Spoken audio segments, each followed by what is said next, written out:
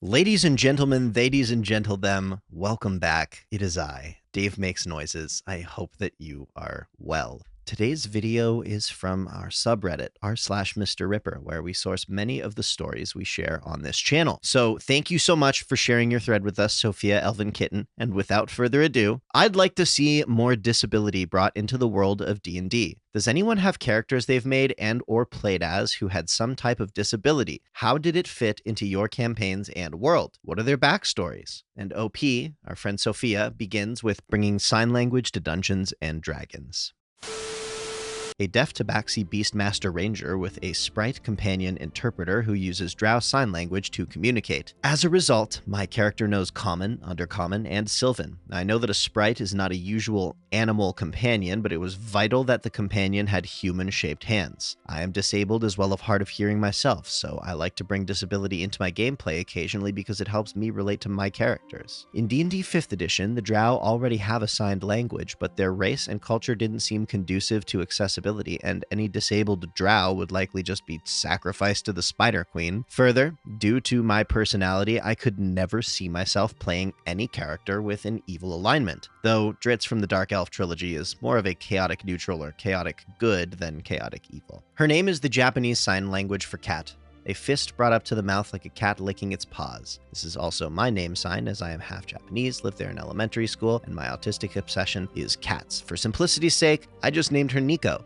which is Japanese for cat. Raised in a remote corner of the Forgotten Realms, her family assumed her lack of responsiveness to being called or spoken to was a result of feline aloofness, rather than being deaf. So, for most of her childhood, her deafness was never discovered. She is, though, very inquisitive and fairly intelligent. Her deafness would be discovered, but not by any of her family. A group of escaped drow elf bandits snuck into the Tabaxi encampment, intending to steal supplies and valuables, not knowing that the encampment was occupied by Tabaxi with finely tuned senses and a preference for a nocturnal wake cycle. The drow bandits were easily defeated, and their items taken as spoils. Part of those spoils was a sprite in a large jar, which the drow kept as a sort of pet. This unfamiliar small creature piqued the ever-inquisitive interest of the clan, and was the object of everyone's fixation for a while. The sprite, though her new captors were kinder than her previous, still resented being held captive. She had been with the drow bandits for long enough that she was able to learn their signed language, and would use it to basically cuss out or insult the Tabaxi clan without their knowledge. My character found particular interest in this small creature whose hand gesturing didn't seem to be as random as her family and clan seemed to believe. Eventually, when the clan grew bored of the sprite, they gifted her to my character because she seemed to be fascinated by her. Over time, my character began to recognize some signs and imitate them. The sprite took notice and began to sign at my character. Do you understand me? Of course, my character doesn't, but the sprite figures out that I may be deaf, and appreciating the kinder and gentler way my character treated her, began trying to teach my character the drow sign language. Within just a few months, my Tabaxi character was able to fully master the language, and a deep friendship was kindled. The sprite was kidnapped by the drow as a child and grew up their captive, but wanted to find and reunite with her family, though she had no idea where even to begin to look for them. My character wanted to go out into the world to learn new things, chase new fleeting fancies, and perhaps find other deaf folk of any race. Being Tabaxi, my clan was trained mainly in rogue or ranger. Using her keen feline eyesight, my character studied to be a ranger who could take out foes with a bow and arrow like a sniper from great range, but also using her cat-like agility to climb up trees and other things to get the best vantage point. So they set out to seek excitement, companionship, and a way home for the sprite. Everywhere they go, they search for clues on the sprite's home and search for other deaf individuals with the overarching mission to end language deprivation of the deaf in all of the Forgotten Realms. I'm playing a neutral, evil Githzerai artificer named Sralian at the moment, who is missing his right arm. He had had his arm cut off after he unknowingly stole something that belonged to the wizard god king who rules the Githzerai. He was put in a city, being lost to the chaos of limbo for imprisonment. There was a Gith anarch trying to keep the city alive who used a prosthetic for his right arm, and my character would eventually steal the arm and luckily escape through a portal that randomly opened in the chaos that brought him to Neverwinter. Fun fact about his arm: the consciousness of a forgotten evil Gith god was in this arm, and the Anarch has just enough of a wisdom score to always pass saves and keep the god from possessing him. My character could fail, however, and fail he did. There was a while where I was with my party as a Gith god who wanted to genocide and subjugate the two races that forgot him. All the god needed was to get stronger by walking around and doing things in the material plane for a while. After he learned the Anarch who could now fail wisdom saves against him was on his way, the god allowed Sralian to have control of his body once again. He knew Sralian would willingly give it back after that. That night, my character would awaken and pull the prosthetic off. He took more than half of his hit points in psychic damage and let out a scream everyone in the party could hear. They came in to see the arm off and Sralian lying there on the floor. The arm would do the psychic damage to anyone who touched it at this point, so our wizard and Sralian used their mage hands to pick the arm up and put it in a blanket. Sralian stored the arm in a compartment on his steel defender, a hovering manta ray construct. He went a few days without the arm, meaning a lower AC since he could no longer hold a shield. He could no longer translate all languages and also couldn't cast Revivify, all of which the arm let him do. When he got back to town, he built himself a new arm. He couldn't read all languages or cast Revivify, but his new arm does give him 2 sorcery points. Swapped out the Eldritch Adept feat for the Metamagic Expert feat. The best part? Sralian now has some of the knowledge a god of creation has.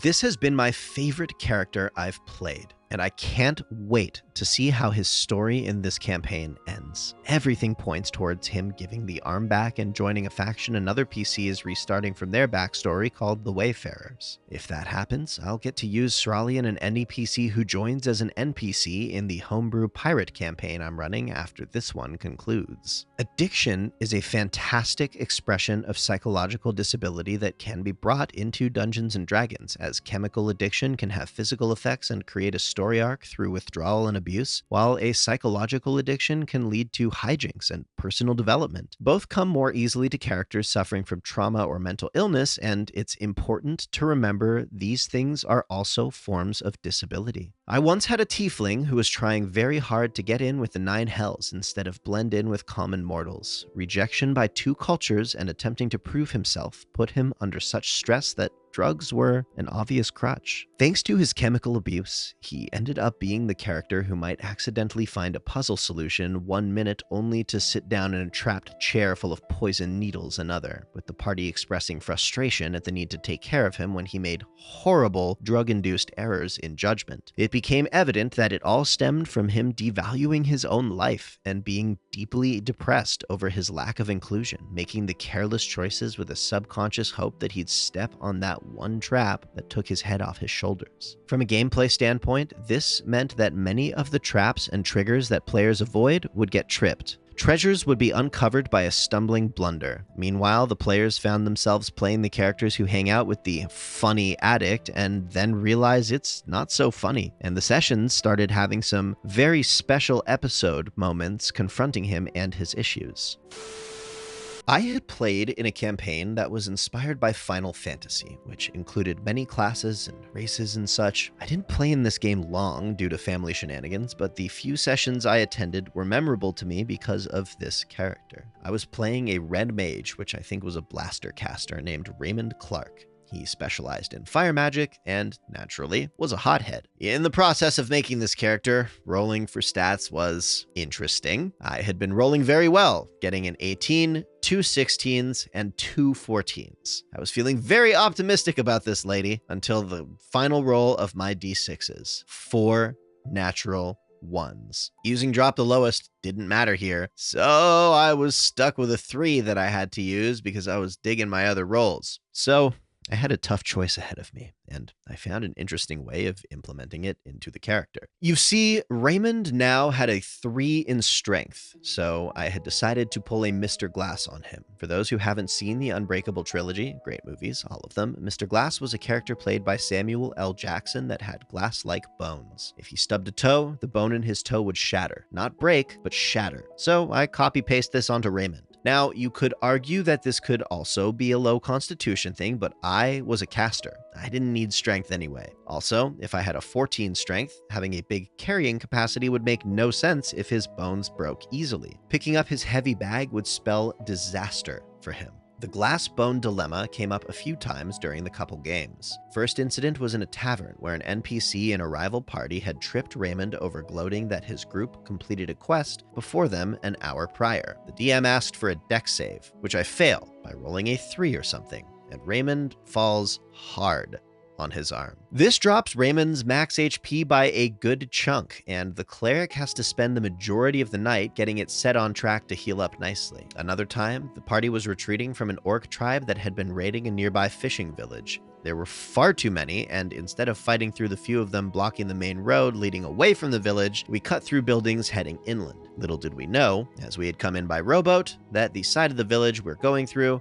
was built on stilts due to being in a swampy area. So as we cut through buildings and went across walkways, the town comes to an abrupt stop at a balcony about 15 feet up that drops directly into the swamp below. 15 feet is a point where you'd normally deal with minor fall damage, but the DM ruled that bludgeoning damage would give my character problems due to his bones. And what kind of damage does fall damage do? Bludgeoning.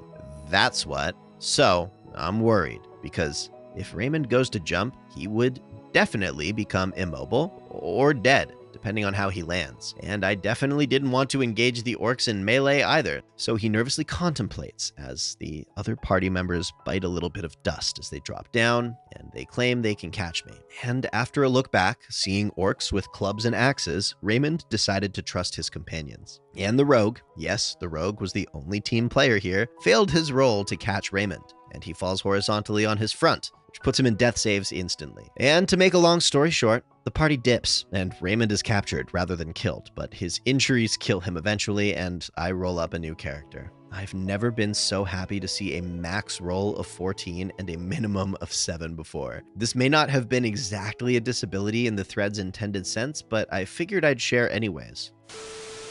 I once played with an autistic girl who played a blind tiefling fighter. The player was so sweet. She loved the book Ferdinand, and when making her character, her sister was watching Avatar. She kind of mashed Ferdinand and Toph. The character fought with her horns and a silk scarf. She found the enemy by feeling the ground. When the character wasn't fighting, she wore the scarf around her eyes because the scent was comforting to her.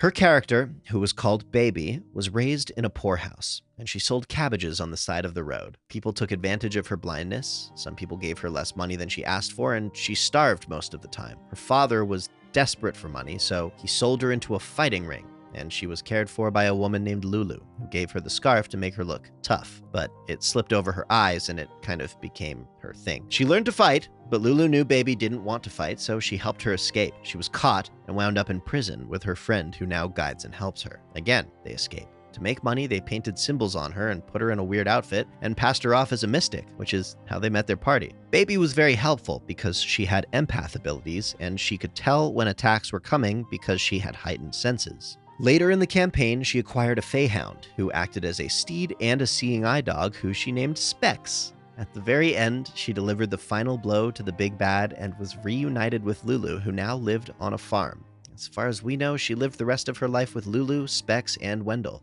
helper friend, growing veggies, not cabbage, and playing in the fields, learning to dance and paint like she always wanted. Hello again, rugged adventurer, and thank you for hanging out with us by the fireside until the very end of this video. I'd like to give a huge shout out to our dear friend Sophia Elvin Kitten, who shared this thread and some beautifully fleshed out stories. She's been keeping up with the channel for quite some time, and we are so grateful to have Sophia in our community. You're the best, and we love you. I hope you have found some inspiring ways to represent and incorporate disability into your campaigns and character arcs. If you have a story that you would like to share about disability in D&D, do please share it in the comment section. And of course, if you have another story to share, please find your way to our official community subreddit, r/MrRipper, where we gather most of the stories we share on this channel. We do weekly live streams over on our Twitch channels, which are linked below, and we also have a lovely Discord server, purpose-built for helping you find a D&D group, also linked in the description.